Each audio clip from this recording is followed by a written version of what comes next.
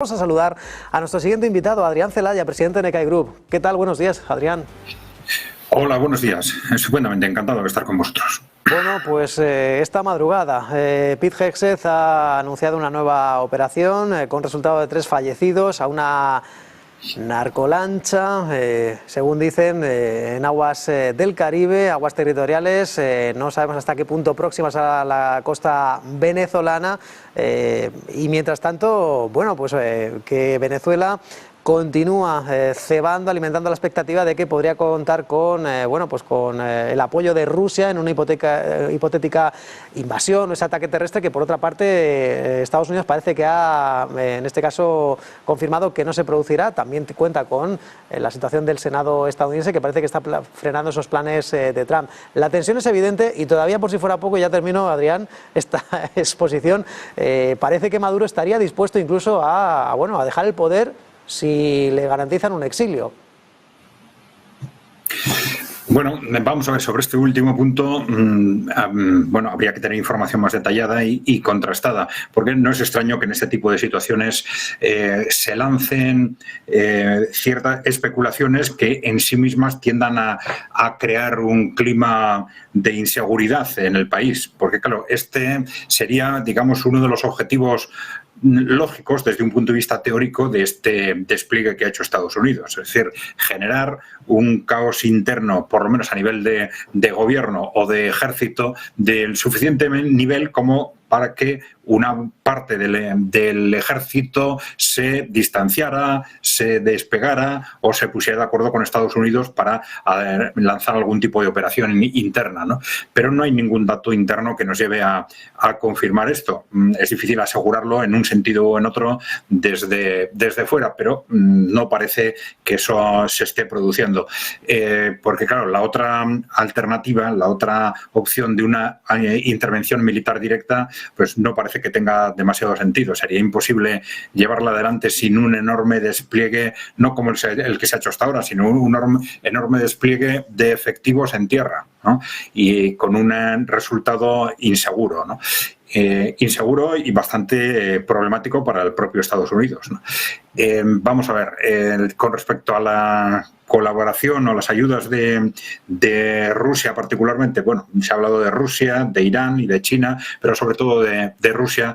Esa ayuda, en cuanto a aportación de armamento, se ha producido y se sigue produciendo. Eso yo creo que está perfectamente contrastado. Esto no quiere decir que Rusia fuese a intervenir directamente enviando efectivos como una fuerza de choque contra una posible invasión terrestre de Estados Unidos. No creo que nadie está pensando en ese contexto.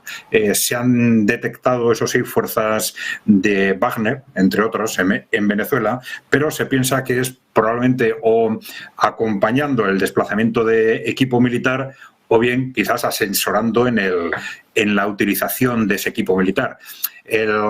Las dudas que existen sobre esta aportación de equipo es en qué medida el ejército venezolano en cuanto tal está ya preparado para utilizarlas o no. Normalmente este equipo de alta tecnología necesita un entrenamiento complicado y, bueno, esta es una incógnita. No se sabe si los distintos armamentos, distintas formas de armamento moderno que ha estado aportando Rusia están ya disponibles por parte del ejército venezolano o necesitan un mayor tiempo de entrenamiento o, en su caso, serían utilizados por efectivos rusos, creo. Y, por cierto, otro de los aspectos fundamentales en Europa, ayer veíamos al secretario general de la OTAN, Mark Rutte, asegurando que, bueno, que hay que trabajar sobre el eje de la producción, aumentar la producción, porque hasta hace muy poco Rusia fabricaba más munición que todos los países de la OTAN juntos. Tremendas declaraciones. También agilidad, incluso ser creativos, ¿no?, con las startups al servicio de bueno, pues hacer una especie de campo de pruebas de la OTAN, porque necesitan competir con Rusia, que dice que va a seguir siendo una amenaza incluso cuando acabe la guerra. Mientras tanto, Rusia, que sigue avanzando en Ucrania, y eso que todavía no ha llegado la peor parte, o en este caso todavía no ha llegado el invierno a Ucrania, con esa guerra de desgaste y con esos ataques, entendemos que se van a mantener sobre las infraestructuras energéticas. Sí, vamos a ver, desde el punto de vista de las declaraciones de Mark Rutte, bueno, pues, primero podemos decir que sí, no deja de llamar la atención que ciertos líderes europeos apelen a esta amenaza rusa cuando en buena parte son ellos mismos los que la están creando, ¿no?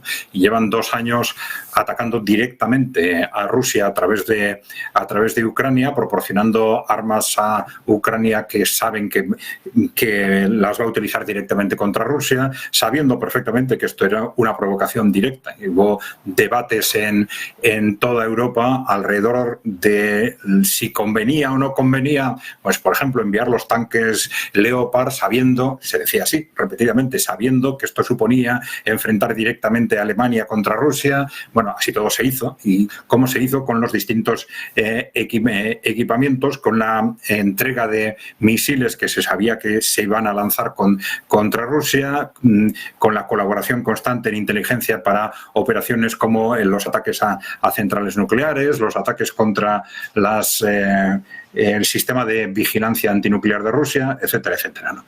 Bien, entonces, bueno, que se hable de que Rusia es hostil, que se critique que Rusia sea hostil después de todo lo que se ha hecho y se está haciendo para asegurar que Rusia es hostil contra nosotros, pues bueno, llama un poco la atención, ¿no? Pero efectivamente esas diferencias en capacidad productiva están ahí. Los ejércitos de la OTAN en general, incluyendo el de Estados Unidos, están demostrando una falta de efectividad impresionante. Bueno, más que los ejércitos, dirían los complejos militares industriales, ¿no?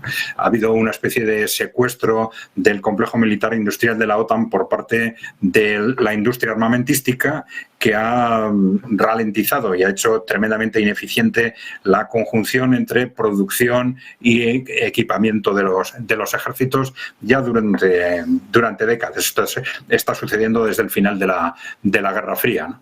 Bueno, vamos a ver cómo evoluciona la situación. Yo creo que en realidad a lo que más miedo tienen estas élites europeas no es a un posible interés de Rusia de invadir Europa Occidental, algo que es absurdo. Nadie hace un análisis serio de que esto tenga alguna base, ¿no? Sino a la enorme influencia que va a adquirir Rusia política e ideológicamente a partir del momento en que se gane la guerra en Ucrania, ¿no?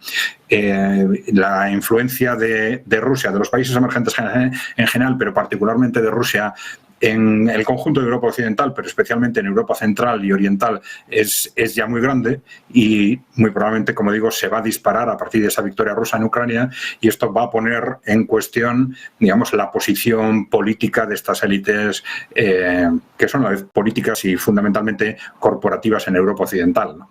Con respecto a la evolución del frente de batalla, bueno, pues vemos como el cerco a Pokrovsk está prácticamente casi cerrado, pero como es habitual, Rusia podría haberlo cerrado, pero no quiere. Siempre deja una salida para facilitar a los efectivos que están cercados la expectativa de huida, y que esto pues no les lleve a una defensa numantina a toda costa, que tendría también importantes costes mayores de los necesarios para el ejército ruso. Pero bueno, ya dentro del propio Pokrovsk ya los avances están siendo continuados.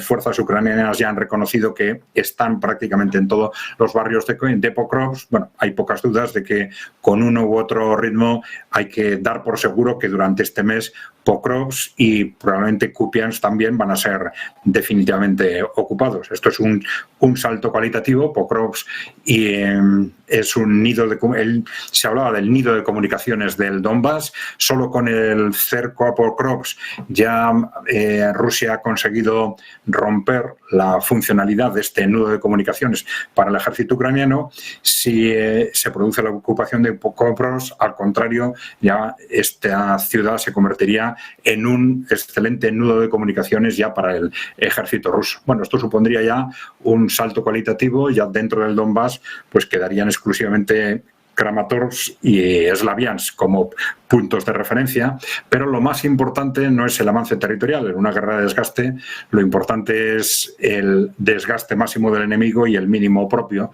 Y hay síntomas muy claros de que ese desgaste está avanzando de forma tremendamente rápida en el caso del ejército ucraniano.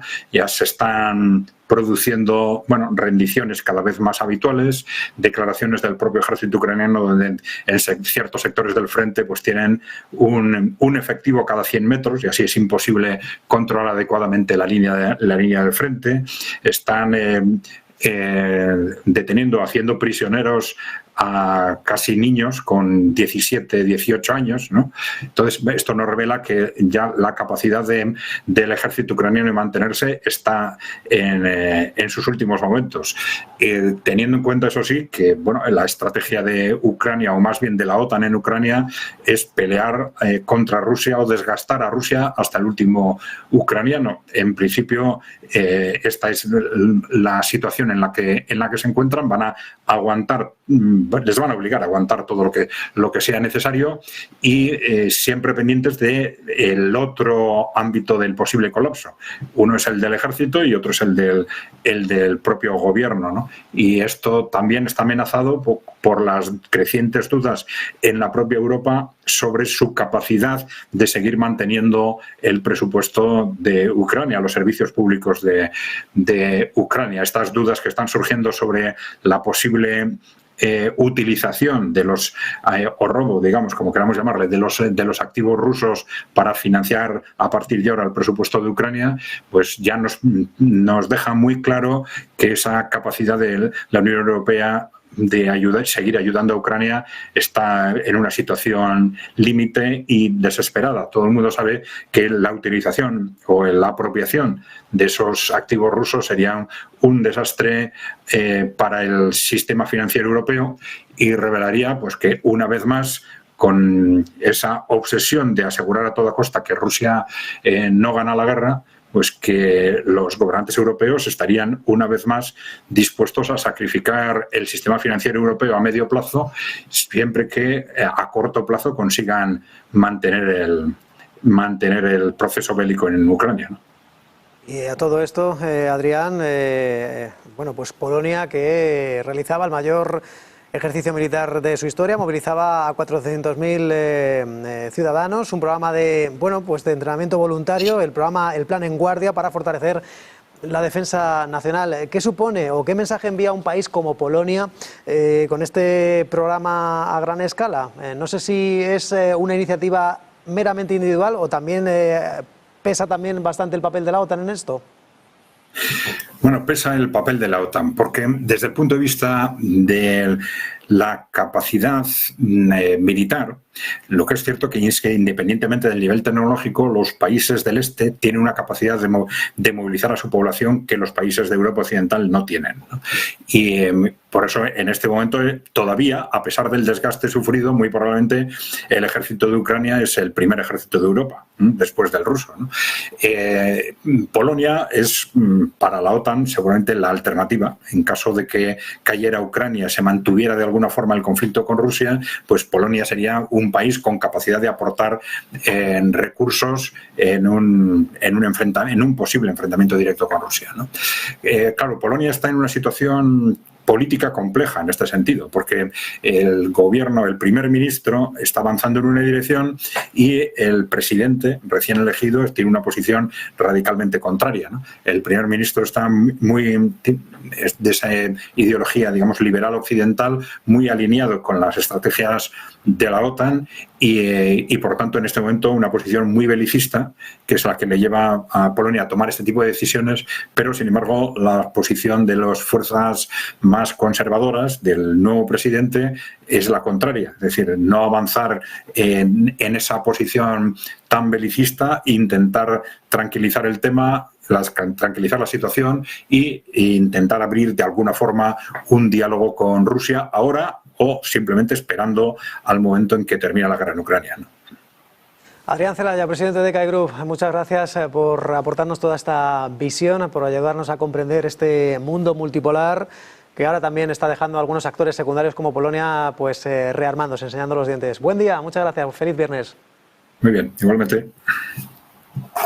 Viernes, el 7 de noviembre, la tensión es palpable, las bolsas que están prácticamente congeladas. Hacemos una pequeña pausa en Business Connection y volvemos de inmediato.